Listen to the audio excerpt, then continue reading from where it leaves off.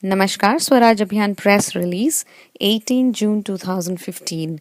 The recent exposures on the connections between the absconding former IPL boss Lalit Modi and Vasundhara Raje and Sushma Swaraj not only show misconduct and indeed criminal misconduct on the part of these politicians, but also put the spotlight on the reasons why politicians have come to control cricket.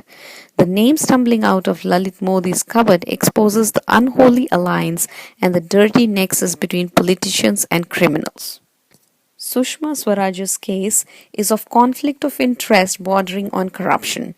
She misused her office to help Modi get over his travel restrictions, which had been imposed on Modi by the government because he was absconding from several money laundering investigations, while he was her family friend and her daughter was his paid lawyer. Her explanation is not credible because his travel restrictions were not merely eased for his wife's treatment, but for other things as well. Even if kindness were to be shown to Modi, it should have been ensured that he would come to India to cooperate with the investigation. Vasundhara Raje's case is even more gross. Apart from her secret help for his travel, her son has been found to have been the recipient of 11 crores of laundered money from Modi's companies. Apart from this being an offense under the Money Laundering Act, one also needs to probe the transaction under the Prevention of Corruption Act. Obviously, there must have been a quid pro quo during Raje's previous tenure as CM.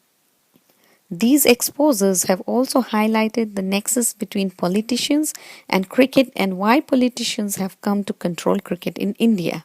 Virtually every state cricket association and the BCCI are now or have been controlled by the politicians of various parties. Sharad Pawar, Arun Jaitley, Rajiv Shukla, Lalu Yadav, Farooq Abdullah, the list is endless. Their influence has corrupted cricket, and the enormous money in cricket has corrupted them. This nexus has led to cricket taking over bulk of the money in sports today and is now creating a nation where a large part of our population, especially the youth, are spending a good part of their lives just being glued to the TV watching a game that could have been largely fixed. The Swaraj case has highlighted the need to have strong conflict of interest laws in the country. Many of our politicians and bureaucrats operate in situations of serious conflict of interest. Instead of plugging this loophole in our PC Act, the Modi government wants to weaken it by removing part dealing with criminal misconduct.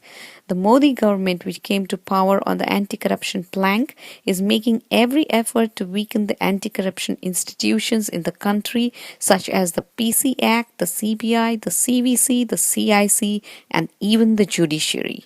It would not be surprising, therefore, that they do not take any action against Vasundhara and Sushma.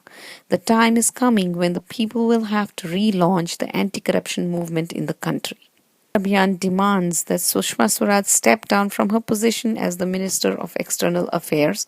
Also, in case of Vasundhara Raje Scindia, the government hasn't yet contradicted any of the facts related to her involvement in the Lalit Modi case.